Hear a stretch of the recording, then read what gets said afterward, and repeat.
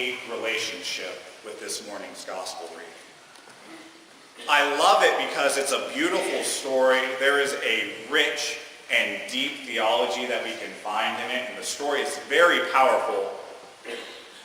What I hate about it is that years and years and years of Sunday school conditioning have taught us all to think of this simply as the story of doubting Thomas, the moral of which can be summed up: doubt good, or doubt bad, faith good. And that's all we ever think about it. And we miss the beauty of the story. And some of you may have seen that, oh, this is the story of doubting Thomas, and you may have checked out during the gospel. But don't worry, I have you covered. I'm going to share with you a reinterpretation of this morning's gospel lesson from Thomas's perspective. So this is the day of the resurrection.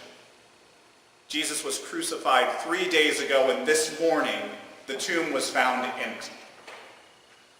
So here's Thomas, a man who has devoted the last 3 years of his life to following the most amazing teacher he has ever known. A man who said these crazy, amazing things that inspired hope in just about everyone he came across. He performed signs and wonders. Could this really be the Messiah? Could this really be the one who's going to deliver us from the hand of Rome? Will we finally be free to be the people God is calling us to be? I think it is. And I can't wait for that to be the reality we live in. So here we are in Jerusalem, and people tried to stone Jesus. And so we fled. We left the city. But then Jesus starts saying, I gotta go back. I gotta go back to Jerusalem. While others might say, no, that's crazy. They're going to try and kill you again. We can't go back. I, Thomas, said, you know what? I believe in your mission so much. Guys, let's go with him so that we might die at his side. Let's go. Let's do this. So they go back to Jerusalem, and we know the story from there. Jesus is betrayed, given over to Pontius Pilate, crucified, and dies on the cross. Imagine the devastation. All the hopes and dreams lost. The amazing grief that Thomas must have been going through. And now, 3 days later, these people are saying, hey, guess what, Thomas? April Fools. He wasn't really dead. He's alive now. Are you kidding me? Of course I'm not going to believe that. That doesn't make any sense at all. I saw his dead body. I saw the blood and water come out from where the spear pierced his side. And you want me to believe that after that, he's back? No. No, I'm not believing until I can put my finger in the holes myself. Until I can place my hand in the hole in his side. Only then will I believe that this isn't some poor, timed prank that you're trying to pull on me. It's a response that just about any of us would give if we were in the same situation. That's why I love Thomas so much, because I relate to him so much. So many times people have said things to me that I just didn't get until I experienced it for myself. So many times there are these things in life that we just need to experience for ourselves, and only then can we truly believe what people are saying about it.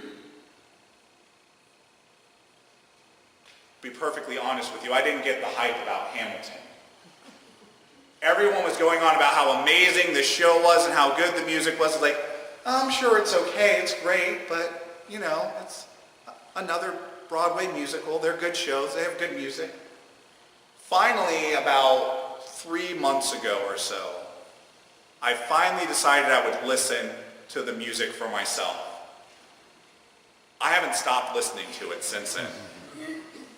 The music I listen to now, I hear our choir, our children's choir, and Hamilton. That's all the music I listen to right now.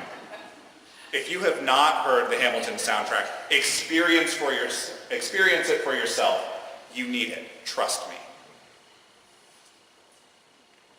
But Jesus is the same way.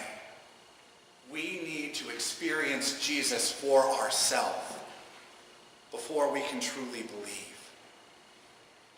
And the beauty of this story is that Jesus is willing to be there for us so that we can have that experience.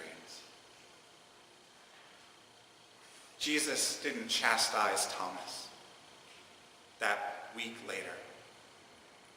Jesus didn't come in and say, Thomas, I can't believe you would be this dense.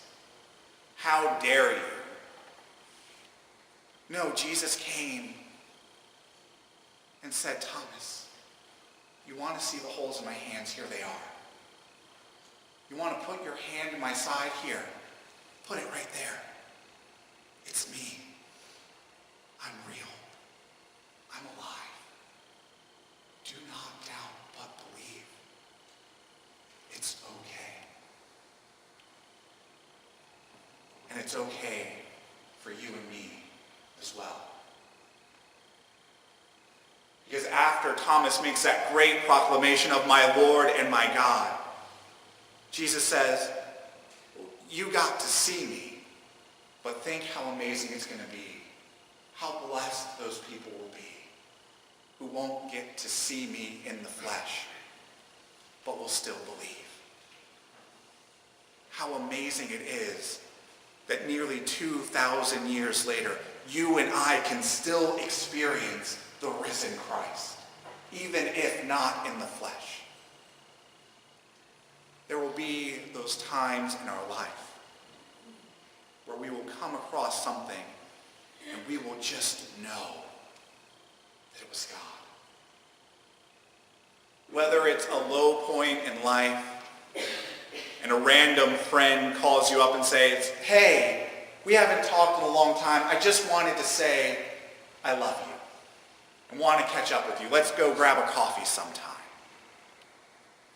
Or maybe you run into someone that you work with and they say, you know, people don't thank you enough for everything you do around here. I just want to let you know you're doing a great job. Keep it up. Or you're tired of this insanely long winter we've been having. But then you look outside and the sun is shining and it reminds you that there will be warmer days. You will be able to stand outside and feel the sun on your skin again. And it will be glorious. And in those moments, you just know that God had a hand in it. That God's just letting you know it's going to be okay. Because I love you so much that I can't help but make it okay for you. I can't help but be there for you anytime you need me. Even if you don't want me there, I'll be there for you anyway. That's the joy of the resurrection. That's what we celebrate week in and week out as the church. That is what we celebrate every Easter. That not even death could be the end of the story. That we will forever be connected to our God and to those we love but see no longer, and to those we love who will come after us. We will always be connected in love. Let's spread that message. Let's spread the Easter story of joy and wonder that has nothing to do with whether or not Thomas doubted, but everything to do with a God who loves us so much that even in the midst of our doubt would not leave us alone. Let's celebrate with joy the resurrection of our God.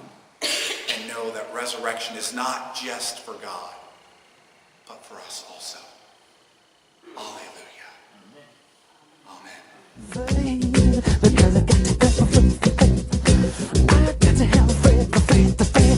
We're gonna crash. We're gonna be killed. I know we're all gonna be...